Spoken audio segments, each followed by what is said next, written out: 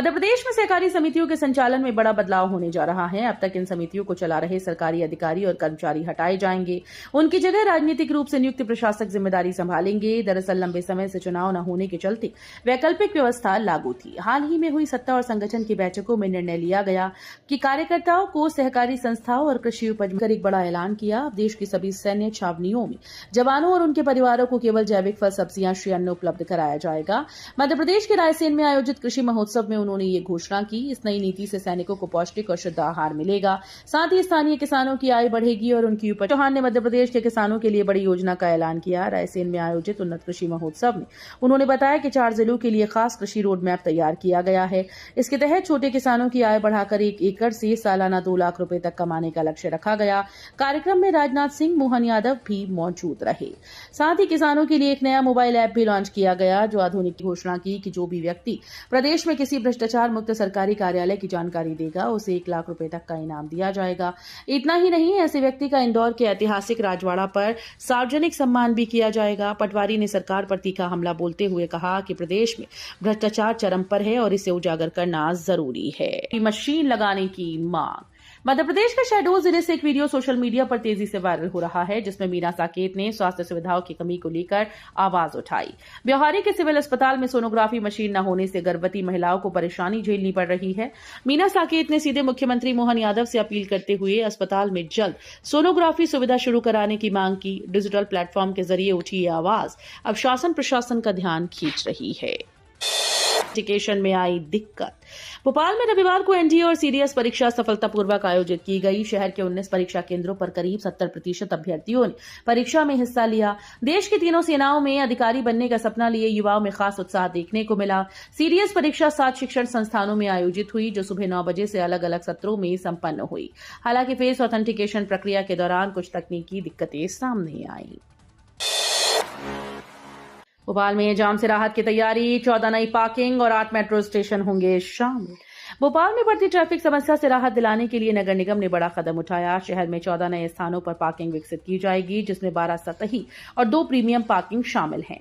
खास बात यह है कि 8 मेट्रो स्टेशन के आसपास भी पार्किंग सुविधा बनाई जाएगी, जहां अक्सर जाम की स्थिति रहती है। इस योजना को महापौर परिषद और निगम परिषद से मंजूरी मिल चुकी है और टेंडर प्रक्रिया भी शुरू हो गई है। नई व्यवस्था लागू होने से ट्रैफिक सुगम होगा। भारतीय रेल ट्रेन की लेट लतीफी कम करने और जंक्शन पर बढ़ते दबाव को घटाने के लिए बड़ा बदलाव करने जा रही है। पश्चिम मध्य रेल के तहत जबलपुर से कोटा तक करीब 166 किलोमीटर लंबी नई बाईपास रेल लाइन बिछाई जाएगी। इस योजना में बिना गुना, रुठियाई, सवाई माधोपुर, कचपुरा, रामगंज, मंडी जैसे प्रमुख स्टेशन शामिल हैं। बाईपास लाइन बनने से मालगाड़ियां मुख्य स्टेशन पर बिना रुके सीधे आगे बढ़ेंगी, जिससे यात्री ट्रेनों की समय पालन क्षमता बेहतर हो। मध्य प्रदेश में मौसम का मिजाज तेजी से बदल रहा है। बारिश और तेज हवाओं के बाद अब प्रदेश भीषण गर्मी की चपेट में आने वाला है। मौसम विभाग ने अगले 5 दिनों तक हीट वेव का अलर्ट जारी किया। तापमान में 5 डिग्री तक बढ़ोतरी की संभावना है, जिससे दिन के साथ रातें भी गर्म होंगी। बीते 24 घंटों में भोपाल, उज्जैन, ग्वालियर, चंबल संभाग में तापमान बढ़ा है, जबकि रतलाम में पारा 40.6 डिग्री तक पहुंच गया। आयकर विभाग ने इंदौर में करीब 900 लोगों को आय छुपाने के नोटिस जारी किए। वसूली जाएगी ब्याज और पेनल्टी। इंदौर व आसपास के क्षेत्र में आयकर विभाग ने करीब 900 लोगों को नोटिस जारी किए। विभाग ने आयकर एक्ट की धारा 148 से यानी आय छुपाने के मामले में ये नोटिस दिए। जिन्हें नोटिस जारी किए हैं, उन लोगों ने बीते 5 वर्षों में कोई संपत्ति खरीदी थी। Inspector general of registration and stamps की ओर से आयकर विभाग से संपत्ति रजिस्ट्रेशन से जुड़ी सूचना साझा की गई। उसी आधार पर अब नोटिस जारी किए जा रहे हैं। आयकर विभाग बीते वर्षों में संपत्ति खरीदने वाले लोगों को प्रदेश भर में ऐसे नोटिस दे। मुद्दों पर होगा मंथन। भारतीय जनता पार्टी की राज्य स्तरीय कोर कमेटी की पहली बैठक 14 अप्रैल को आयोजित की जाएगी। प्रदेश अध्यक्ष हेमंत खंडेलवाल के पदभार संभालने के बाद अब तक कोर कमेटी का गठन नहीं हो पाया। ऐसे में ये बैठक अहम मानी जा रही है। साल 2023 से पहले बीजेपी में कोर कमेटी का गठन किया गया था, लेकिन उसके बाद नई कमेटी का गठन नहीं किया गया। प्रदेश अध्यक्ष बनने के बाद हेमंत खंडेलवाल ने ग्रुप बैठक की पहल की थी, लेकिन अब तक केवल 2 बैठकें ही एमएसपी का तोहफा। मध्य प्रदेश के अन्नदाता के लिए बेहद खास रहा। उन्हें बीज से बाजार तक का रास्ता दिखाया गया। उनकी जानकारी के लिए बीज, उर्वरक, उद्यान सिंचाई प्रबंधन, बैंक से संबंधित समस्याओं का हल, मशीनों का प्रदर्शन किया गया। किसानों को कई तरह के स्टॉल द्वारा किसानी के कई पहलुओं पर जानकारी दी गई। कार्यक्रम में किसानों के लिए ई फॉर्म्स ऐप भी लॉन्च किया गया। ये मौका रायसेन के दशहरा मैदान पर आयोजित उन्नत कृषि महोत्सव का था। कार्यक्रम में कई योजनाओं के हितग्राहियों को हित लाभ भी वितरित किया गया। जागरूक। मध्य प्रदेश के कटनी शहर में स्वच्छता और स्वास्थ्य के प्रति जागरूकता बढ़ाने बढ़ाने के उद्देश्य से नगर निगम द्वारा एक अभिनव पहल के तहत जागृति पार्क में राहगिरी डे का आयोजन किया गया। इस कार्यक्रम में योग, खेल, म्यूजिक, डांस, जुम्बा और नुक्कड़ नाटक के जरिए नागरिकों को स्वच्छता और फिटनेस का संदेश दिया गया।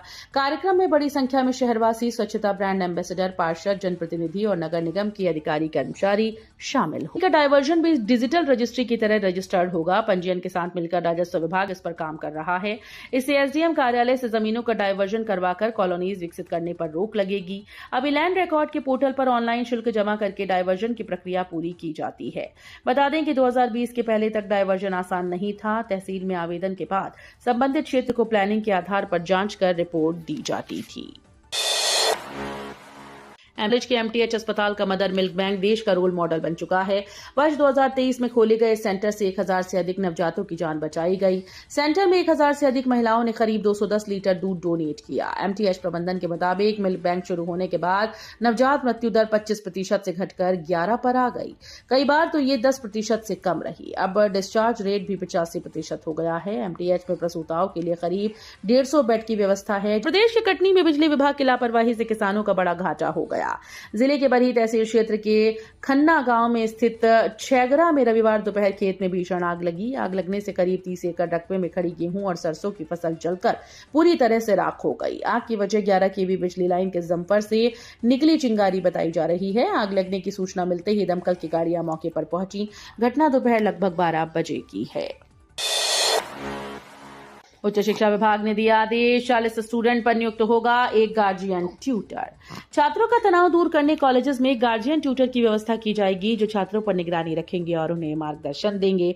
उच्च शिक्षा विभाग ने सभी कॉलेजेस को आदेश जारी कर दिए हैं और तत्काल क्रियान्वयन की रिपोर्ट मांगी है। ये आदेश सर्वोच्च न्यायालय के फैसले के बाद जारी किए गए, जिसमें छात्रों के मानसिक स्वास्थ्य और कल्याण को प्राथमिकता देने के निर्देश दिए गए थे। विभाग ने स्पष्ट किया कि 25 से 40 विद्यार्थियों पर एक गार्जियन ट्यूटर नियुक्त करना होगा। नरसिंहपुर में शिक्षकों ने निकाली वाहन रैली, 2 सूत्रीय मांगों पर प्रदर्शन। मुशरान पार्क से कलेक्ट्रेट तक निकली रैली। अध्यापक शिक्षक संयुक्त मोर्चा विकासखंड नरसिंहपुर के तत्वावधान में शिक्षकों ने अपनी 2 प्रमुख मांगों को लेकर खंड स्तरीय वाहन रैली और धरना प्रदर्शन किया। इस दौरान बड़ी संख्या में शिक्षक शिक्षिकाएं शामिल हुए और अपनी मांगों को लेकर जोरदार तरीके से आवाज उठाई। रैली की शुरुआत शहर स्थित मुशरान पार्क से हुई, जो विभिन्न मार्गों से होते हुए कलेक्ट्रेट कार्यालय तक पहुंची। रैली में शामिल शिक्षकों ने नारेबाजी करते हुए अपनी मांगों को प्रमुखता से रखा। एमपी में 16 लाख में बेची जा रही एमबीबीएस की डिग्री, बर्खास्त छात्र को भी दे दिया ऑफर। मध्य प्रदेश का कुख्यात व्यापम घोटाला सालों तक देश भर में चर्चा का विषय बना रहा था। इसमें प्रदेश में सरकारी नियुक्तियों में हो रहा फर्जीवाड़ा सामने आ गया था। जांच में यह भी सामने आया कि डॉक्टर बनाने के नाम पर भी व्यापम में खूब गड़बड़ी की गई थी। बहुचर्चित व्यापम घोटाला एक बार फिर से सुर्खियों में आ गया। ग्वालियर के गजरा राजा मेडिकल कॉलेज के बर्खास्त छात्र के पैसे लेकर एमबीबीएस डिग्री देने के आरोप लगाने के बाद मामले ने तूल पकड़ लिया। लेनदेन से जुड़े ऑडियो वायरल होने के बाद अब पुराने मामले भी एक बार फिर से खुल सकते हैं। लीला साहू के बाद मीना साकेत ने की मोहन यादव से बड़ी डिमांड, बोली अस्पताल में लगवा दो मशीन। सोशल मीडिया अब आम लोगों के लिए अपनी समस्याओं को जिम्मेदारों तक पहुंचाने का एक बड़ा माध्यम बन रहा है। शहडोल जिला भले ही आदिवासी बहुल इलाका है, लेकिन इस डिजिटल जमाने में लोगों में यहां भी बड़ी जागरूकता है। इन दिनों ब्योहारी से एक वीडियो सर्कुलेट हो रहा है, जिसमें एक महिला ने वीडियो के माध्यम से अपनी पीड़ा बताई और मुख्यमंत्री मोहन यादव से बड़ी डिमांड कर दी। इन दिनों ट्रेंड कर रहा है। इस वीडियो में मीना साकेत ने सिविल अस्पताल ब्योहारी में सोनोग्राफी सुविधा न होने की समस्या को उजागर किया।